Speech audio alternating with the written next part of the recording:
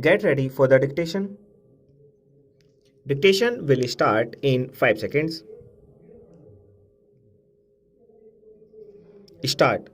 Sir, I am thankful to the honorable members who have participated in this debate and generally welcomed the measure before the House.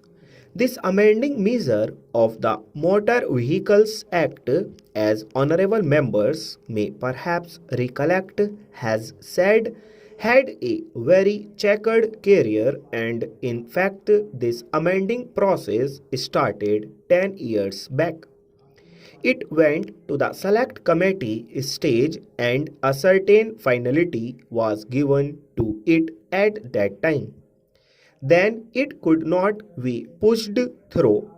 Later events made it necessary for further changes to be made in the amending measure, and I should think that this amending bill has come at a very opportune moment before the House, when the whole emphasis in the context of our planning is on the development of more and more transport capacity. I should like honorable members to view this question in that aspect, and if they do so, they will find that this will provides for and enables various steps to be taken so that transport capacity can be fully developed. There was some mention about nationalization, and I thought the opposition to it, if any, was very mild and had become thoroughly modified in the course of these few months. It has come to stay, and that has been very well realized by my honorable members, who were not perhaps so happy as others regarding this question of nationalization. So, let us consider what is the task that is to be done by the various transport systems in the country, rail, road, and so on. There is a huge task to be performed by all these. They have to go hand in hand and perform this huge task. It is well known that the rail transport capacity that will be generated in the course of the next few years will not be able to move all the traffic. We have said so on several occasions. The allotment of resources for the purpose of railway planning and development fails very much short of the requirements. Even as per the original targets, the railways have to expand their capacity by about 42 or 43 million tons, and the additional traffic that will be generated was calculated as 60 and odd million tons. So, even as per the original targets, there was a gap of 17 to 18 million tons. Now, certain targets have undergone an upward revision. For instance, for cement production, it is roughly calculated that the cost of the railway plan will have to go up by another rupees 100 crores to move these additional 550 million tons. So, when there is so much to move and when there is so much traffic offering, there is no question of conflict between rail and road transport. Rail and road transport have to join hands and lift the traffic that will be generated. Viewed from this angle, it will be found that there is no conflict.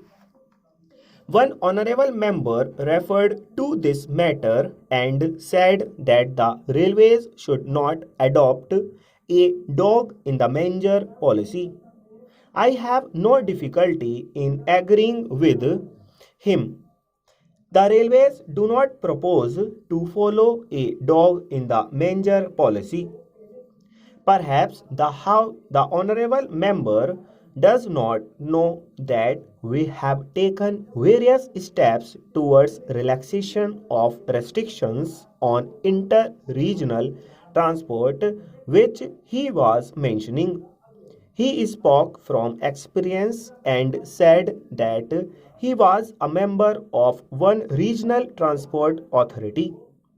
Even as far back as 1994, this subject was considered and state governments were advised to relax the restrictions that they were having both on private carriers and public carriers. They were asked to give the utmost freedom to private carriers. Perhaps the position is not very well realized that in our country the majority of the trucks are only public carriers. In other advanced industrialized countries, the majority are private carriers.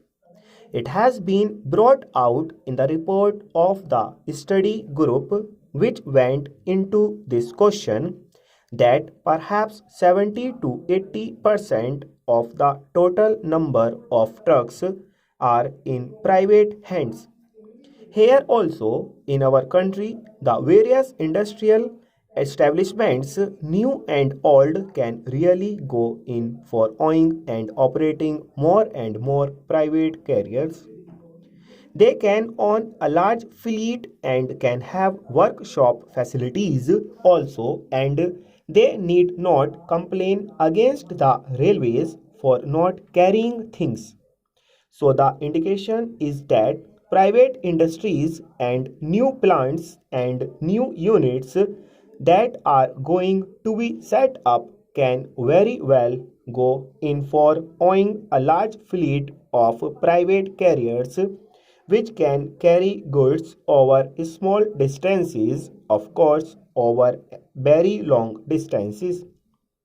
It may not be possible to operate private carriers, though even there it will be possible to operate over long distances to some extent.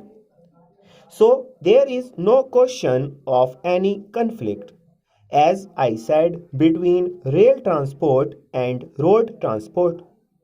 Coming to road transport, let us see whether the nationalization policy of the state governments comes in the way of expansion of private road transport. Full stop.